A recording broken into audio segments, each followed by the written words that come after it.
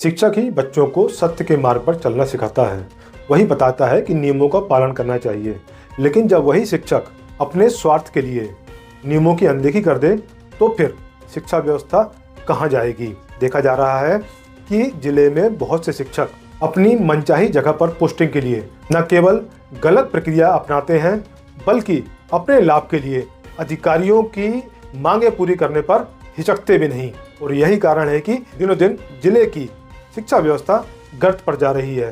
देखा जा रहा है कि बड़े अधिकारी इसका पूरा लाभ उठा रहे हैं।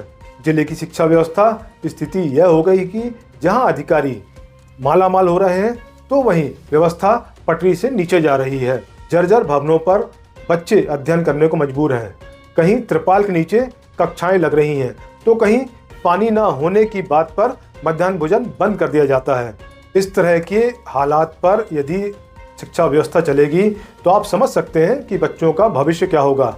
देखा जा रहा है कि जिले में सीनियरिटी को दरकिनार करके अपने चहेते जूनियरों को ही बड़े पद पर बैठाया जा रहा है। और तो और एक ही व्यक्ति को 2-2, 3-3, 4-4 प्रभार दिए जाने की आखिर यह व्यवस्था कहां से प्रारंभ हुई। क्या वह व्यक्ति इतना पावरफुल है या इतना ज़्यादा प्रतिभावान है कि वह एक समय में 3-3, 4-4 दायित्वों का निर्वहन आसानी से कर लेता है, या फिर इसके पीछे कहानी दूसरी है। यह प्रक्रिया बरसों से चली आ रही है। यहाँ तक कि हमारे पास बहुत सी ऐसी खबरें आई कि शिक्षकों ने अपने 1 महीने का वेतन देकर अपनी मनचाही जगह पर पोस्टिंग की है। अब जब इस तरह करते करते अधिकारियों का मनोबल बढ़ता गया, वे तानाशाही की स्थिति में आ गए हैं, तो अब अध्यापक वर्ग या शिक्षक वर्ग उनकी इस तानाशाही के पीछे जिला प्रशासन से उनकी शिकायत करने को तैयार खड़ा है। अब यह हकीकत निकलकर सामने आ गई, जबकि खुलेआम यही अध्यापक शिक्षक यह कह रहे हैं कि बिना पैसे दिए कोई काम नहीं होता।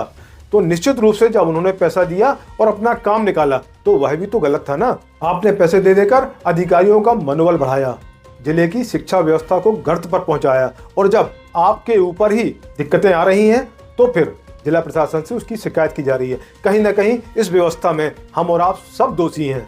वह छोटा शिक्षक हो, अधिकारी हो या जिला प्रशासन हो, सबने नियमों की अनदेखी की और अपने स्वार्थ के चलते जिले की शिक्षा व्यवस्था को गर्त पर पहुंचाया। अब भी समय है, समझ जाएं, अपने कर्तव्यों का पालन हम ईमानदारी से करेंगे तो निश्चित रूप से शिक्षा व्यवस्था ही पटरी पर आएगी। और जिनके लिए शासन प्रशासन इतनी ज्यादा भरपूर राशि, इतना बड़ा आवंटन इस जिले को दे रहा है, उनकी मंशा भी पूरी होती नजर आएगी और इस जिले का भविष्य भी उज्जवल होगा।